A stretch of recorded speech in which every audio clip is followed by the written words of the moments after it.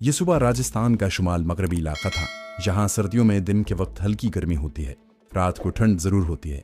शाम के वक्त मौसम बेहद खुशगवार होता है। मेज पर बियर की बोतल पड़ी थी, एक ग्लास में आधी बियर नजर आ रही थी।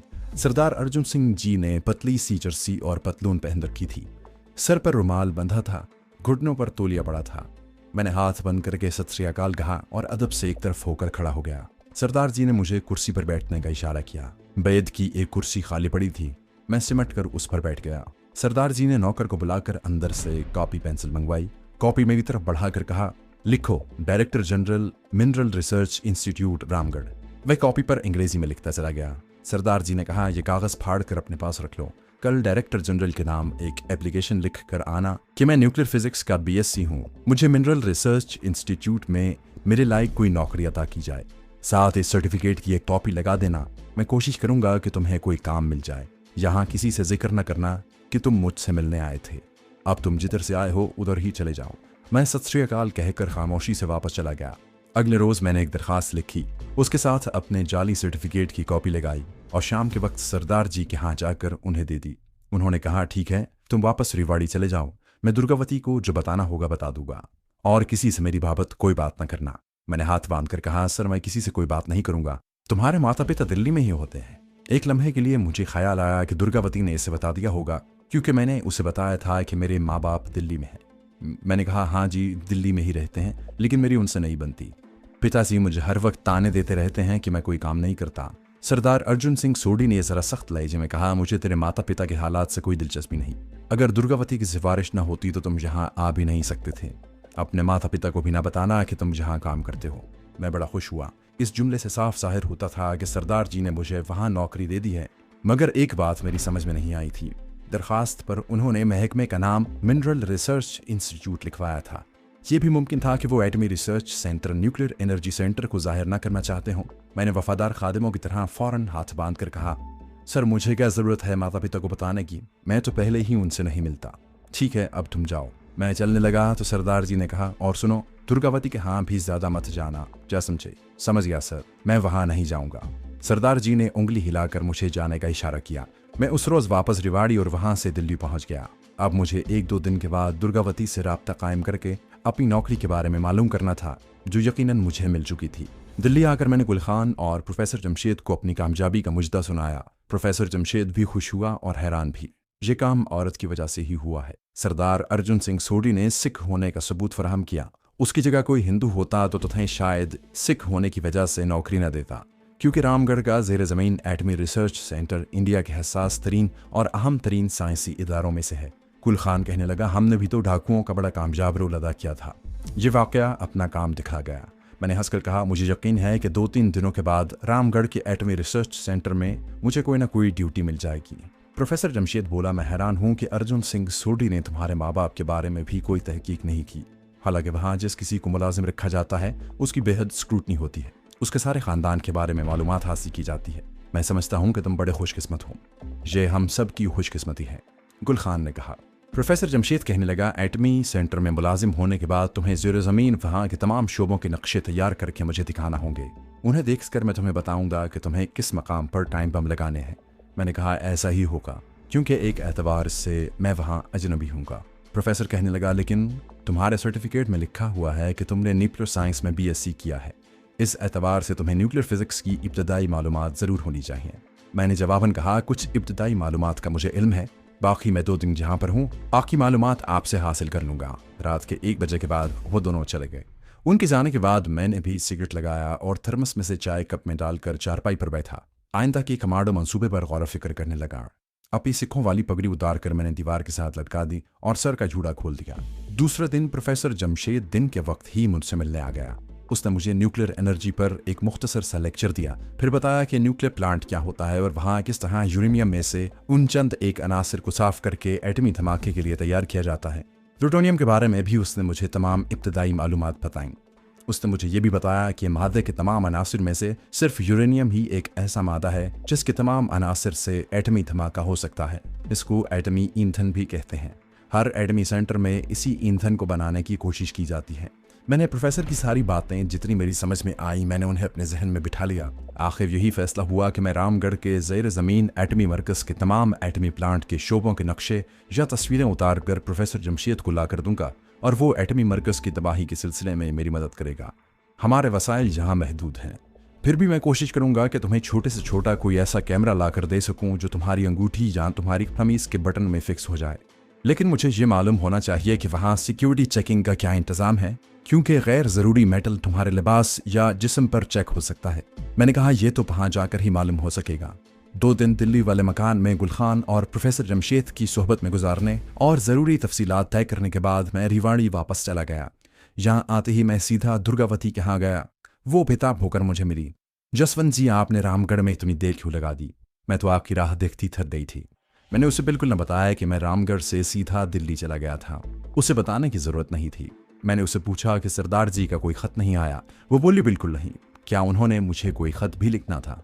मैंने उसे बताया कि मैंने नौकरी की दरख्वास्त लिख कर सरदार जी को दे दी थी। उन्होंने कहा है कि अब मैं वापस जाकर इंतज़ार करूँ। वो तुम्हारे पते पर मुझे नौकरी की इत्तला कर देंगे। दुर्गावती खुश होकर बोली, बस समझो तुम्हारा काम हो गया। सरदार जी मेरी बात कभी नहीं टाल सकते। समझो कि बस नौकरी मिल गई। तो क्या तुम रामगढ़ में रहोगे? मुझे मालूम था कि मुझे नौकरी मिल जाने के बाद रामगढ़ के एटमी रिसर्च महकमे के क्वार्टरों में ही रहना पड़ेगा। सिर्फ हफ्ते की रात मैं रिवाड़ी आ सकूंगा। लेकिन मैंने उसे यही कहा कि ऐसा कोई ज़रूरी नहीं, मैं रिवाड़ी अपना मकान लेकर रहूंगा, जहाँ से रोज़ रामगढ़ चला जाया करूंगा। हालांकि ये इतना आसान नहीं था। रिवाड़ी से दिल्ली करीब था, मगर रामगढ़ कुछ फासले पर था और रामगढ़ तो राजगढ़ से भी थोड़ा आगे सहराई टीलों में वाक़ था। मगर अब दुर्गावती मेरे वास्ते एक ऐसा इम्तिहानी पर्चा थी जिसके तमाम सवालात मैंने हल करके जवाबात का पर्चा दाखिल दफ्तर कर दिया था। अगर उससे मुझे कोई दिलचस्पी थी तो सिर्फ इतनी कि उसे हर हफ्ते सरदार अर्जुन सिंह सोढ़ी मिलने आता था और सरदार जी मेरे बॉस थे। अगर मैं दुर्गावती की किसी बात से नाखुश होता तो वो मेरे हक़ में ख़तरनाक बात साबित हो सकती थी। दुर्गावती का एक इशारा मुझे एटमी सेंटर की नौकरी से अलग कर सकता था। चुनाचे मुझे उस वक्त तक दुर्गावती को अपने हाथ में रखना था जब तक रामगढ़ के ज़ेर ज़मीन एटमी मरकज़ में धमाका नहीं कर लेता। मैंने उसे तसल्ली देते हुए कहा, दुर्गा जी तुम क्यों परेशान होती हो? मैं जहाँ भी रहा तुमसे मिलने ज़रूर आता रहूँगा। तुम्हारे बगैर मैं अब नहीं रह सकता। मैंने उसे जेब से 500 रुपये निकाल कर दिए। दुर्गावती ने नोट साड़ी के अंदर छुपा लिए और मुझे गले लगा लिया।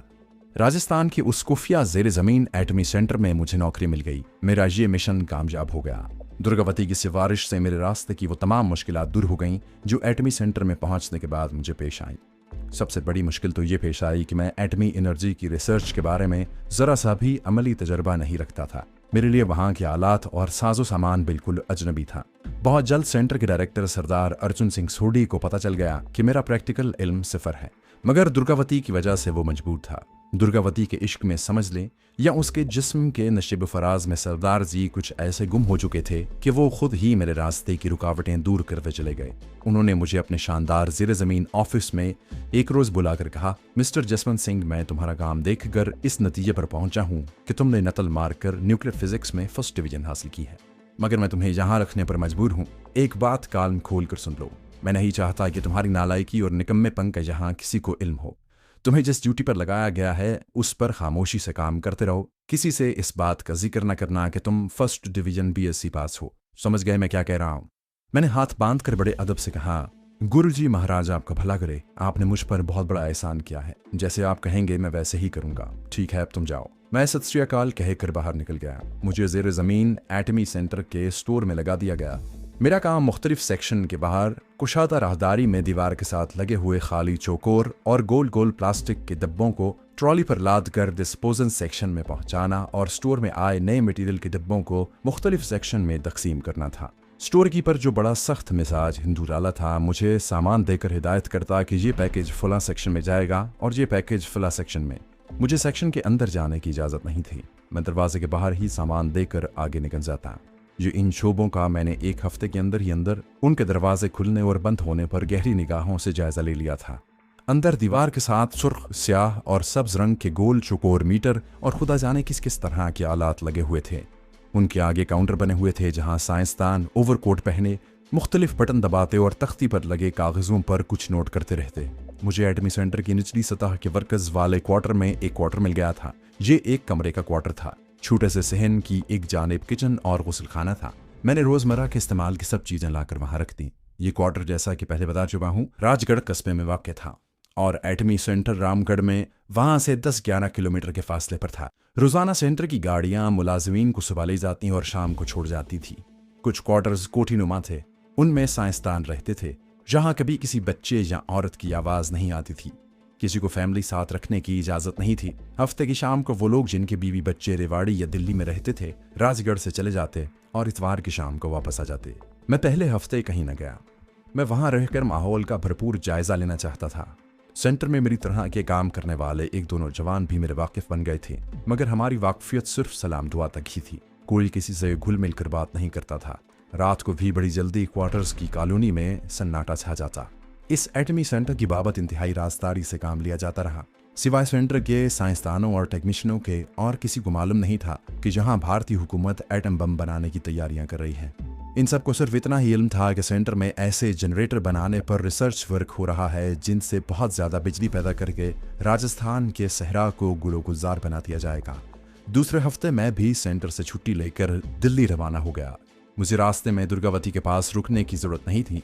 दिल्ली रात के 2 बजे के करीब पहुंचा। जाते ही गुलखान को उठाया और उसे सारी तफसील सुनाई। उसने कहा, अभी तुम यहीं आराम करो, सुबह प्रोफेसर जमशेद को बुलाता, वही तुम्हें बता सकेगा कि आगे क्या करना है। बाकी रात गुलखान के मकान पर ही मैंने गुजारी। सुबह सुबह गुलखान ने मुझे निजामुद्दीन औलिया की आबादी वाले खाली मकान की तरफ रवाना कर दिया और खुद प्रोफेसर जमशेद को लेने चल दिया। दिन निकल आया था कि दोनों मेरे पास पहुंच गए। मैंने प्रोफेसर को एटमी सेंटर की एक एक तफसील समझाई। मैंने उसे बताया कि सेंटर में कुल 5 सेक्शन हैं। हर सेक्शन में बिजली के अजीब अजीब किस्म के छोटे और बड़े आलात और मशीनें लगी हुई हैं। हर सेक्शन में सुबह से शाम तक काम होता रहता है।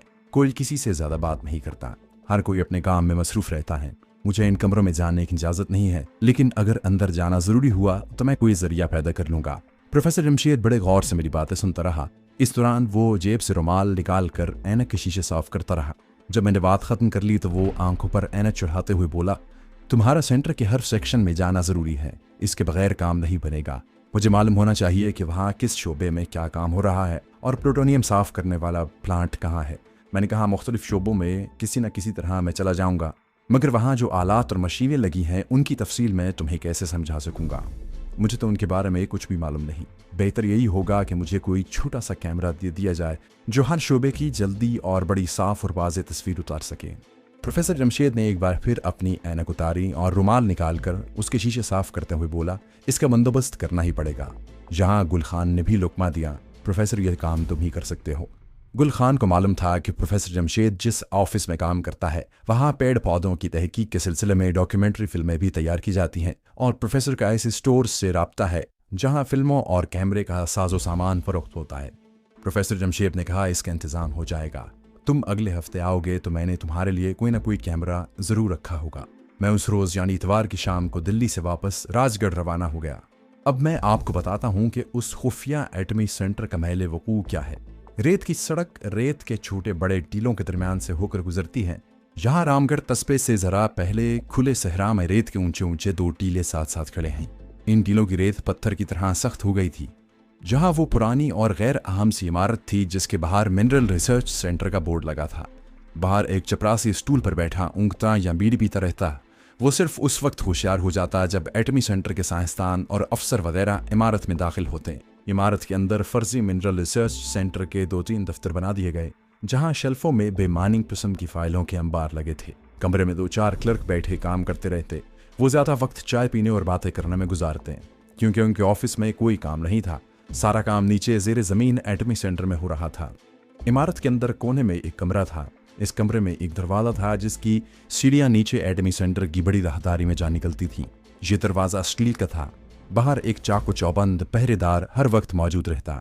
सेंटर के हर वर्कर और अफसर के पास अपने अपने प्लास्टिक के शनाख्ती कार्ड थे जो वो सेंटर में आते ही अपने अपने सीने पर लगा लेते। स्टील का दरवाजा कंप्यूटर के जरिए खुलता था। हर वर्कर अपना शनाख्ती कार्ड दरवाजे की जानिब दीवार में लगे हुए छोटे से कंप्यूटर में डालता। हल्की सी आवाज आती, कार्ड बाहर आता और दरवाजा अपने आप खुल जाता। अगर कोई वर्कर शनाख्ती कार्ड साथ लाना भूल जाता तो उस रोज सेंटर में दाखिल होने की इजाजत न होती और उसकी 2 दिन की तनख्वाह काट ली जाती। सेंटर में काम करने वालों को सिवाय दफ्तरी काम के और कोई मौजू पर बात करने की इजाजत नहीं थी। वहां कोई सिगरेट नहीं पी सकता था। माचिस लाइटर भी अपने साथ नहीं ले जा सकता था।